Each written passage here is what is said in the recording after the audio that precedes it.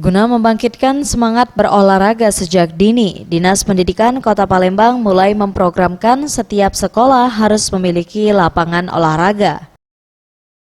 Kepala Dinas Pendidikan Kota Palembang Ahmad Zulinto mengatakan, mengingat anggaran pendidikan Kota Palembang cukup besar, terutama untuk SD yang masih perlu dilakukan perbaikan, mulai dari gedung ruangan belajar serta sarana perlengkapan lainnya. Untuk lapangan, menurutnya masih banyak sekolah yang berada di atas rawa sehingga menjadi perhatian khusus pihaknya, sehingga perlu dilakukan perbaikan menyeluruh.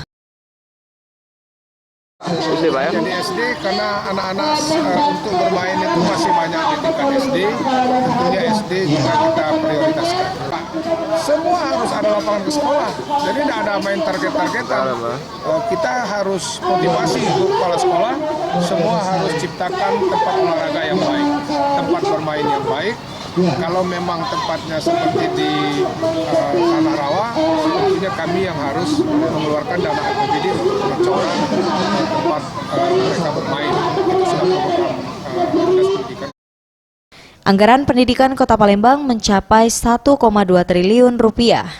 Alokasi dana ini diperuntukkan untuk menambah fasilitas pendidikan, membayar gaji guru honorer, dan menunjang sarana pendidikan di Kota Palembang.